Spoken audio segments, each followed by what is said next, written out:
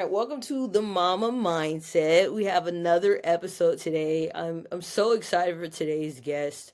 If you guys don't know, I made the goal of talking to 1,000 moms, which is a lofty goal, but I have a feeling we'll hit it at some point. And I started this channel really because as a first-time mom, I feel like I did a lot of research, but at the same time, I got my daughter got here, and then I was just like, what the hell is this? There's what you see in videos, and then there's real life.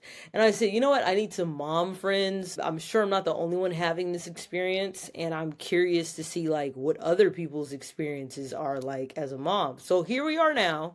The Mama Mindset is really a safe space for moms from all different paths of life and journeys for us to come, learn, laugh, and love. And so, with that being said, today's guest is a former high school teacher turned UGC creator who left a tenor teaching career in 2023 to pursue her passion for content creation. Her journey was deeply inspired by her experiences as a mom with two preemie boys. Her first son was born at 27 weeks and spent 115 days in NICU, which is, we'll get into that, intense. And her second was also a preemie born at 35 weeks. These challenges motivated Anna to build her own business, allowing her more time with her family while pursuing more creative and better aligned work. As a first generation immigrant, a mom, and a bold career changer at 36, Anna's story proves that it's never too late to follow your dreams. I'm a true believer in that. Today, she helps moms and aspiring creators kickstart and grow their UGC businesses through digital resources and coaching, sharing practical tips to inspire others to thrive in the UGC space. So please welcome Anna. Anna, how's it going? Thank you so much for having me here. I'm so excited to dive in. This is going to be like my first time actually talking about my journey as a mommy and like a business owner all combined together. So I'm really excited to dive in. Good, good. I'm happy to be here and allow you the space to tell that story. So like let's get into it from jump, right? Okay, so pops out to me is, preemie children and then the NICU, like talk about your pregnancy journey maybe a little bit and then like how do we get here?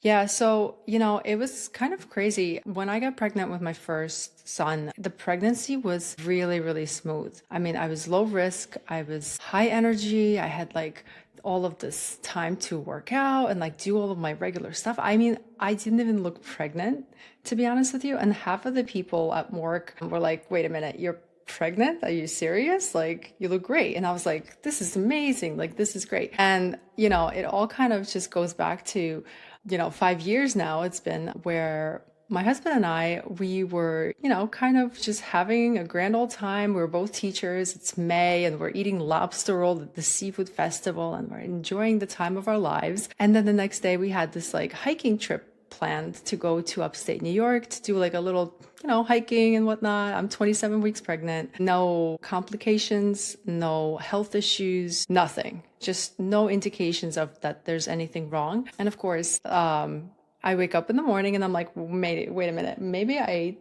a little bit too much of that extra lobster roll the night before because something is brewing and something is not right there, Okay.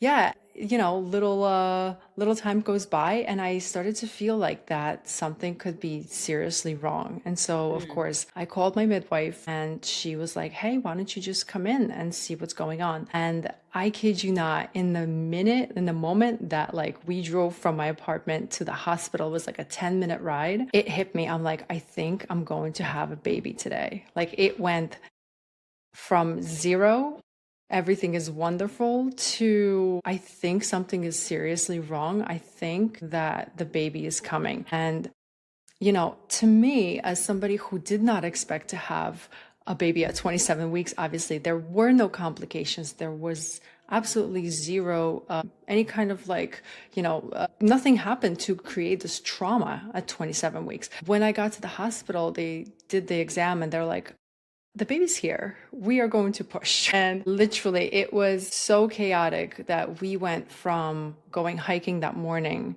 to literally being rolled around at the speed of light through the hospital to get me a room to start pushing this 27 weeker baby out. It was absolutely insane. It was insane. I think my husband almost passed out like as soon I as the mean, come baby on, was out. rightfully so. Okay, okay, Yeah, it was insane. so let me guess, like no epidural, no nothing. You don't have time, Nothing, right? Nothing. nothing. There So was what did no that feel time. like? Honestly, I think I was just in shock. I think that like my brain wasn't registering what was happening because of the fact that there was no complications and there were no any kind of issues that happened before to indicate that I could go into labor prematurely. So I think my brain just wasn't processing. And what I was doing was like, I was just focusing on my midwife and basically following the instructions that she was giving. And that's all I could do at that time because I'm like, I don't know if this baby's gonna make it. I don't know if I'm gonna make it. I'm not sure what even happened at this point. And like up until the time when I gave birth and they actually took my son away to the NICU, I was still like in shock and I still had no idea what had actually happened. Like nobody really knew what had actually happened. And, eventually when my son was taken to the NICU, I sat down with her and I said, like, how could this be? How could a perfectly healthy individual go into labor at 27 weeks with zero complications prior to this experience? And she looked at me and she said that it seems like there was an issue with your placenta. Mm. So turns out that, and this was confirmed later by lab reports and whatnot, was that my placenta had spontaneously abrupted in the middle of the night when I was sleeping. And so I started to internally bleed. And so my son began to position himself for exit, so to speak. And so this is something that I haven't mentioned before too, is that like when he came out, he was completely purple from like his head to his chest because of the bruising, because he was like turning himself for labor.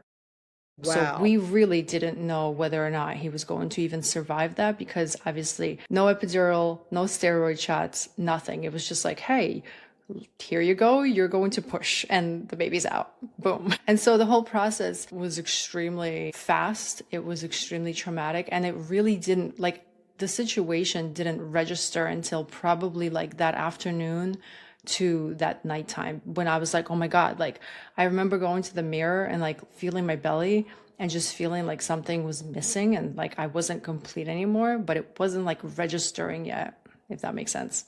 Like my brain had like issues catching up of what actually happened. No, I can agree. I mean, obviously my birth experience wasn't that traumatic in the delivery. It was traumatic as far as being induced. We'll get into that later. But I think after I had my daughter Sky, it probably took me like I kept looking at her like, yo, that really came out of me. That Like moment what of happened? like what happened? Like I really did this. This is Yeah. insane. I felt like that probably for like 2 weeks. So I can't imagine for you, having a child in NICU, what that was like. So, okay, so you have his baby in the NICU, then what are like the next like few weeks like? So when he came out, he had a lot of issues with breathing with his lungs. So he had to be intubated as soon as possible. Like when he came out, there was no skin to skin. There was none of that. It was like he was immediately taken by a team of like 12 people. And each person was responsible for basically keeping him alive in one way or another. Wow. And so, once he got placed into the little incubator, he wasn't doing really well on the ventilator. His lungs were still not recovering and still not getting enough oxygen. So they had to basically switch up the machine and put him on an oscillator, which is probably the most like aggressive oxygen pumping machine that they have in the NICU. And it was basically giving him like 300 little tiny breaths every single minute. So that way his entire body was just shaking the entire time. And just for reference, guys, my son was 2 pounds and 7 ounces when he was born. He was the size of like a little tiny eggplant. And he kind of looked like one because he was so bruised up from the trauma when he was turning and positioning for birth in my stomach. So the first couple of weeks were extremely traumatic because we really had no idea whether or not he was even going to live.